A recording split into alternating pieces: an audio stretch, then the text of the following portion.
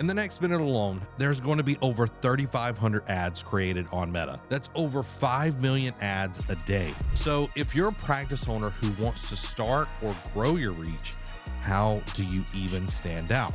We've asked that question to professional marketers over the last 5 years, and we pulled out 20 minutes of the best advice from the Grow Ortho podcast.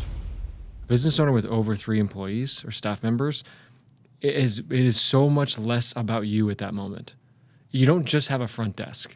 You have a potential front desk experience that will be written about and talked about at the mom's luncheon. I went in and I met her named Julie at Wentz Orthodontics or at Chicago Orthodontics, and she was so good. You guys, you wouldn't even believe. Forget everything. You got to go meet Julie. You could create that front desk person could create that much of an impact. But if you're not empowering that person to think that she can even make an impact, because you're not doing your job as a leader, which is empowering the individual team member, then of course you're not going to get starts. Mm-hmm. What the hell are we talking about here? Right. Facebook leads? The 3x3 Facebook ad image that is pulling in leads, but it's not like, is that really what we're talking about right now? I think it actually begins before the content, which is one of the most important mistakes that we see people making. And so we have identified this strategy that we call a trust funnel, and it's essentially the conversion of a social channel. So like we're primarily focusing on the video focused ones in our business, and then also just for the sake of this conversation, you have Facebook, Instagram, YouTube, TikTok, LinkedIn, okay? And they're all algorithmically prioritizing video. HubSpot actually did a study on this where video has a 1,200% higher engagement level than photos and text posts combined. Now, part of that I think is just user behavior. We are more likely to want to consume video because even if we watch a video, you know, you guys might be at a kid's game or a recital or whatever. If you're in the audience and there's a down moment, you're watching a video where you're reading the captions with the audio off, it's still more engaging than just a picture or text, right? So I think part of it's user behavior. I think part of it's algorithmic. They want you to keep you on the platform. And so video is that highest level of engagement, right? But converting these social channels into what we call trust funnels, which is like literally looking at a sales channel or a social channel as a sales asset, a sales funnel, right? So converting the profiles to be able to keep the viewers in, not only engaged on an isolated, you know, per content piece of like, you know, not even that granularly, but keeping them in the channel. And then once they have hit a threshold of like, I know that I feel like I get a gist for what this person's about. I like them, which is also a very important part, right? We work with like a lot of lawyers, a lot of like private practice, like medical, and then also legal space. Like in these industries, it's like, it's easy because the standard for most people who are doing content is either super goofy, just, you know, the TikTok dancing crap. Right. Or it's expert focused, right? It's expert focused. And it's like, here, I'm going to demonstrate how knowledgeable I am. That's great. And it's better than nothing. But all things being equal, I'd rather work with the person I feel I vibe with than the person I feel like. Knowledgeable is important, but if you can show me you're knowledgeable and I like you, it's not even comparable. And the benefit of that is you gain price elasticity, right? You can charge more for the same service because there's an inherent trust. There's an inherent safety in that because, yeah, I could go down to the guy down the street and get it cheaper, but at what cost, right? If it's my kid's mouth, for instance, for like your business, if it's my kid's mouth, it's my kid's future, it's my kid's teeth. This is going to affect their self-esteem. This is going to affect, well, if I like you and I can tell my kids would like you, and I can tell you're knowledgeable, and I can tell these people are knowledgeable, well, there's an inherent risk. And even if it's $300 or $500 or $1,000 cheaper over here, it is safer for me to pay more for the insurance that this experience will go well. If you opt in on a website and somebody calls you 48 hours, first time phone call, you don't know who they are you picking up that call? No. You're the guy I just explained, Mike, where I had to literally call, text, email in 3 separate clusters. So 9 times, 9 touch points to finally get a text back. That's who we are. Everybody is the latter, not the person who answers the phone call 2 days later from a number they don't know. And so if that is true, Why in the world would you not believe that with the right strategy process, I'm going to get 5%, 10% of all internet leads in for an appointment, and I know that my conversion rate can be 80%. Against ad spend, that could be a 20x ROI, depending, on what you're spending. And let's just say, we have practices who do that. 1,000% ROI. Why wouldn't I do that all day long? Then it's just a game of what can I keep up with? 3x. Put more in. Yeah. I'd do it for 2x. If you could put in a machine $1 and get $2 back, how fast would you do that? Then we have people, I'm only getting a 200% ROI. I think I'm going to cancel. False belief number one is an inability to understand fully what different patient sources will bring you over time. A lot of doctors want to use one source of new patients to fuel their practice goals and dreams. And if it's growing by 20% or 30% or 50% in a year, because a lot of people have aggressive goals, they think if I run a Facebook ad, that's going to accomplish my goal for the whole year, which is insanity. Because if you think about quality of traffic source, quality of new patient source, what's the first? Highest quality. Mm-hmm. It's going to be what? Highest quality is a direct referral. Direct referral. And then the second right below that would be? Friends, family, maybe something offline in the community. Community, people who know you, like you, trust you, who have experienced. The mom who has the pop socket. Oh, you should go here. Exactly. Yeah. Who's received it, who's talked to a treatment coordinator in the community, who's talked to a practice specialist in the community. So those are all the highest quality sources, an external referral, an event, these types of things. The lowest quality traffic source is the unaware source. Where people are not involved. People are not involved. It's digital. And yet the benefit of that is it's practically infinite. Practically. Almost infinite. Almost infinite. If you look at who you can serve, how many people, it's infinite. It's infinite. And so we almost forget that with an infinite traffic source, we think it's going to be an infinite traffic source of people that are of the same quality as referrals. False. That's the false belief. Way different. Way different. If you can work on the business enough to be able to convert and understand what the conversion percentage is of your digital, then you bake it into your model. Just like in ortho, you bake in your defaults. Right. It would be silly to not bake in the price, right, the amount of patients at default. Yep. And then you're going to be sitting there with the actual collections are going to be less production, and you're going to be sitting with the cash discrepancy because you're not baking in 5%, 10% default rate. If you're thinking that 50% of your Facebook leads are going to convert and that's your financial model, you're crazy, or you're just uneducated into what this source, and that's what I find. Or it's going to work week one. Week one, we should have 5 new patients. Or it's going to work consistently week after week after week.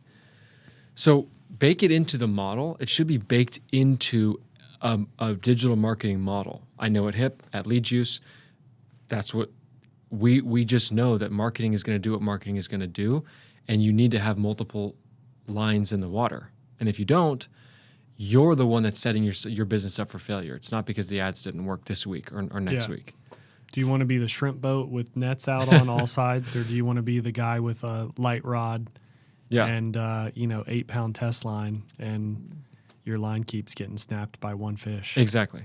Yeah. It's the bubblegum shrimp model, right? Yeah, we need the bubblegum shrimp. First, we want to ask, why is organic marketing, why is organic content so important? Well, there's a study done by Google that 70% of consumers today make a buying decision before speaking with a business for the first time, right? Now, that is not just any decision. That is a buying decision, meaning your prospects, your customers, your clients, your patients, they're making a decision whether they want to work with you or not before calling you guys, right? And so we want to take a step back there.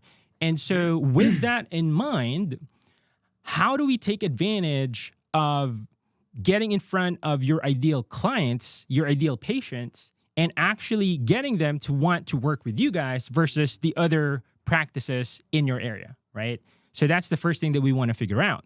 Now, from that perspective, well, okay, you guys are already doing, there's advertising, we're doing lead generation, there's marketing, right? And we're taking advantage of all the other paid advertising. But there's also, if that's all they see, your competitors are also doing that, right? There's nothing that's separating you. And so we want to take a step back. Okay, if we wanted to take advantage of the organic social channels, how do we take advantage of that? So if we want to win this game of social media, right, organic, how do you win a game? Well, we need to understand two things. We need to understand the players of the game, and we need to understand the rules of the game, right? So what does that mean? So who are the players of social media? Well, the first one is us, right, as business owners. And then second is the platforms, the social platforms. And then the third are the users within the platforms, right? So let's understand what are the different objectives of each of these players. So for us, as the practice owner, as the business owner, our objective is really two things. First is we want to convert strangers who don't know who we are into clients, into patients, right? That's the first objective. The second objective is we want to be able to, if we're able to do and take a cold stranger into a patient, then we just need to find more strangers, right? And what about the platforms? What are their objectives? Where are the platforms? Well, they're a publicly traded company, bro, right? And so for them, their whole goal is to make money for the investors, right? Yeah. And so, whether it's Facebook, TikTok, Google, YouTube, they are a publicly traded company, and their goal is to make money, and they do that through advertising because they're an ad platform. And which leads us to their main objective is they want to keep the users in the platform because this is how they make money. They show advertising to them, right? And so now let's think about, okay, well, what about the users of the platform? What are their objectives? And so their objectives is, think about why you guys use social media, right? It's either they want education, you want to learn something. If you go to YouTube, how-to videos. Second is we want entertainment, right? People are bored, we want to be able to distract ourselves. And then third is connection, right? Our friends are there, our families are there. And so now here's the cool thing about this. If we understand this, now we could reverse engineer that if we're able to really achieve the objective of the users in the platform, meaning we create content that educates, have entertainment because we get that attention, and we are able to connect with them, by proxy, we're going to be able to take advantage of the objective of the platform, because if we get users to consume content, well, they're going to stay in the platform, which the platform's objectives is also checked. And by proxy, we're going to also get our objectives met, right? Because the platform is going to reward you with more visibility in the platform. Business has this asterisk on it. And this asterisk is called potential for even greater increase, because I can pour into my team, because I can pour into my process. Way more control. Way more control. You can't change the S&P. But you can come in earlier. You can leave later. You can look at your service. You can do an analysis of how the patient process, the client journey. You can say, how do we improve? You can go visit another office. You can make the phone call. You can get that improvement. Like what? You can build a culture. Build a culture. Yeah. Set core values. Yep. Change. It's the greatest opportunity we have in our hands, is the ability to do what we're talking about. And people, because it's so easy, because we have a supercomputer in our pocket, we have lost clarity on how easy it is. The total market capitalization of money transferred today, I think, is 20 trillion. That's the amount of M2 money supply that there is. $20 trillion.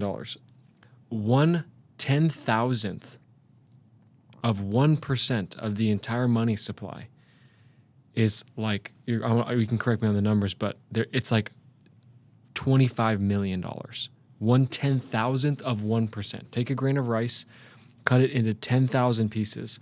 One piece is worth $25 million. And yet we've agreed somehow that So it's like a grain of salt, it's a grain of salt. and not like the big chunky salt, Small, like the small. tiny salt. A little Morton's. Yeah. Morton's salt.